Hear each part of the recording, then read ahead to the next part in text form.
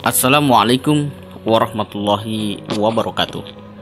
Sahabat kalian yang berbahagia, pada kesempatan ini kita akan coba belajar pada sejarah tentang sikap seorang sahabat Nabi Muhammad SAW, yaitu Sa'ad bin Abi Waqqas.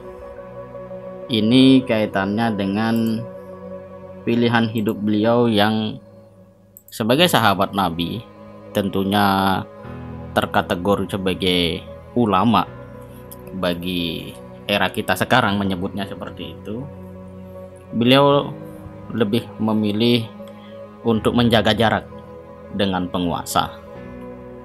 Hingga suatu saat anak-anaknya bertanya, telah mendatangi para penguasa, siapa-siapa yang tidak sepertimu dalam bersahabat dengan Rasulullah, juga dalam awal masuk Islam.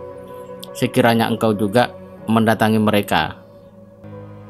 Begitu anak-anaknya berkata.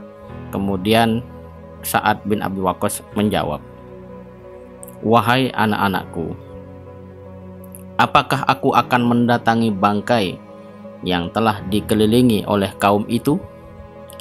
Demi Allah, jika aku mampu, aku tidak akan mengikuti mereka dalam hal itu. Anak-anaknya pun menjawab, wahai ayah kami, kita akan mati dalam keadaan kurus. Lantas Sa'ad bin Abi Waqqas menjawab, wahai anak-anakku, aku mati dalam keadaan sebagai mukmin yang kurus lebih aku cintai daripada aku mati sebagai munafik yang gemuk.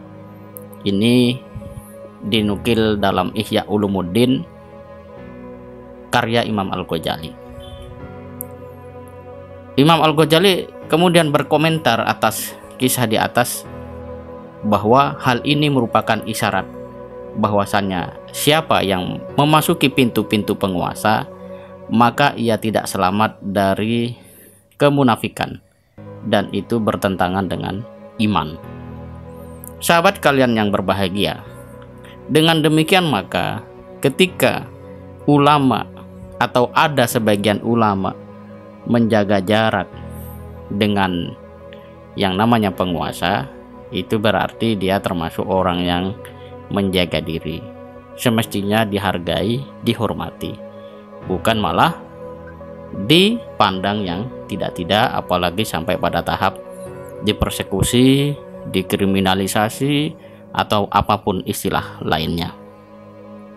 Karena pada hakikatnya orang yang datang ke penguasa dengan tanpa maksud amar ma'ruf nahi munkar, pada akhirnya mereka hanya menjadi benalu. Namanya benalu di sebuah pohon ya tidak punya akar, tapi tahu-tahu sudah di ketinggian, menutupi batang dan seterusnya. Tentu saja sebagai orang yang punya ilmu dengan karakter yang takut kepada Allah, mereka yang betul-betul ulama akan betul-betul menjaga jarak. Kalaupun datang, itu dalam rangka maslahat, memberikan nasihat, amar ma'ruf dan nahi munkar. Sahabat kalian yang berbahagia, kisah ini sangat menarik untuk kemudian betul-betul menjadi pelajaran kita sebagai generasi Islam. Karena pada akhirnya kita sangat butuh terhadap posisi ulama yang betul-betul menjaga integritas, istiqomah di dalam dakwah Islam itu sendiri.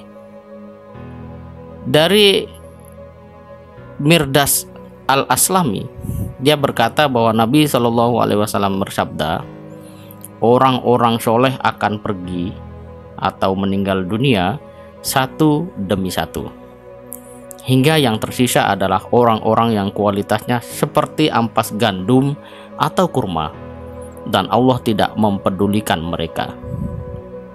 Abu Abdullah mengatakan, ya, itu disebut dengan husalah, ampas atau dedak.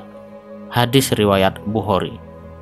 Dengan demikian, sahabat kalian yang berbahagia, keberadaan ulama dalam konteks keindonesiaan masa kini, bahkan kalau kita lihat ulama dalam konteks sejarah kemerdekaan bangsa dari pra kemerdekaan, kemudian kemerdekaan hingga pasca kemerdekaan, itu tidak bisa lepas dari yang namanya kiprah dan kontribusi ya para ulama.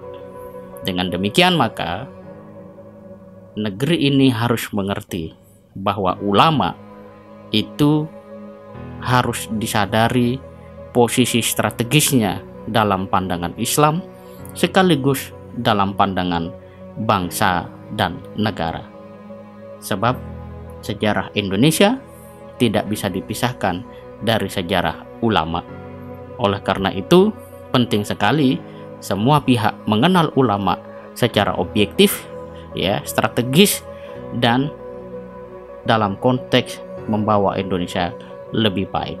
Jika kita mengenal ulama dengan cara yang tepat, maka insya Allah kebaikan bisa kita wujudkan bersama-sama.